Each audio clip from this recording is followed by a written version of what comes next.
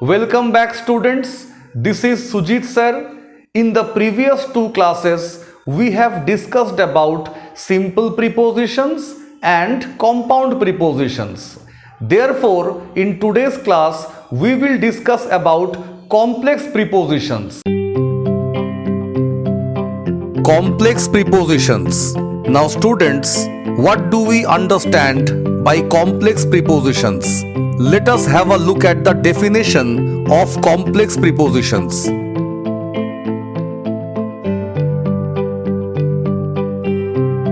Some prepositions are made up of a group of words that do the work of a single preposition. These prepositions are called complex or phrase prepositions. Now students, from this definition, we come to understand that it is not a single word.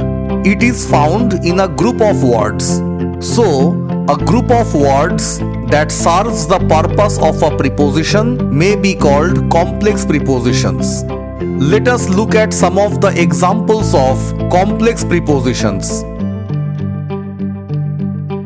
In spite of.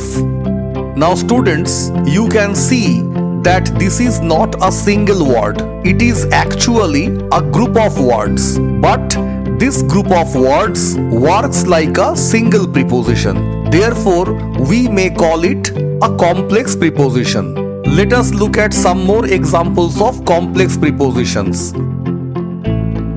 Because of,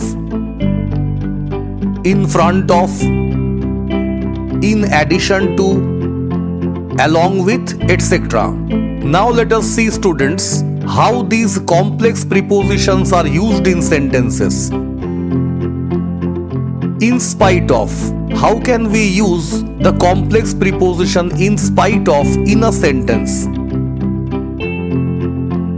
The complex preposition in spite of shows a situation where the subject is without being affected. Therefore, students, it refers to a situation where the subject remains unaffected by something. Look at this image first.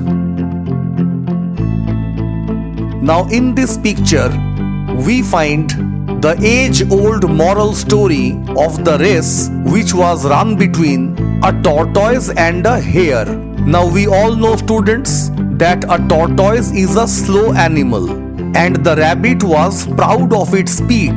But the tortoise continued to run in its slow speed and finally reached the finishing point earlier than the rabbit. Now how can we use in spite of in a sentence? In spite of being slow, the tortoise won the race. What does this mean, students? Although the tortoise had a slow pace, it ran steadily and beat the rabbit in the race. So in such a situation, we can use the complex preposition in spite of. Let us now discuss the next complex preposition. Because of. Now what does it stand for? How do we use the complex preposition because of? Let us have a look. It shows some kind of reason. By reason of. Look at this picture, students.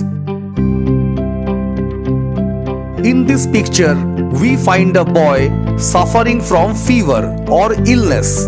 So how can we use this in a sentence? Look at this example. He could not go to school because of his illness. Therefore, the reason why the boy could not go to school was his illness. Let us have a look at the next complex preposition. In front of. What does in front of mean? It refers to a position just ahead of something. Now this picture will make it more clear. Here we find a garden and the members of the family are watering the plants. Now look at the location of the garden. It is situated just in a position ahead of the house. So in such a situation, we can use the complex preposition in front of. Now what will be the sentence, students? Let us have a look. There is a garden in front of the house. So in such a condition, we can use the complex preposition in front of. Let us now see what the next complex preposition is. In addition to. This is again as common as the other complex prepositions. Now how do we use the complex preposition in addition to? Let us have a look. It refers to something as an extra.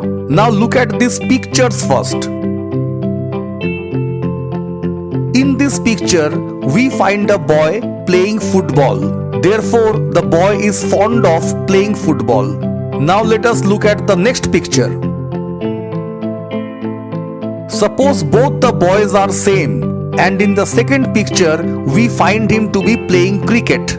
So apart from playing football, this particular boy also plays cricket. Now how can we use it in a sentence? Let us have a look. In addition to football, the boy plays cricket. So apart from playing football, the boy plays cricket. Let us have a look at the next complex preposition. Along with. Now students, how can we use this complex preposition along with? It shows something in company of or together with. Look at this image first. In this image, we find a boy carrying a ball in his right hand, and in his left hand, he is holding a bat. This is of course a baseball bat. Now let us see how can we use the complex preposition along with in a sentence. The boy is carrying a bat along with a ball. Therefore, the boy is not only carrying a ball but also a bat.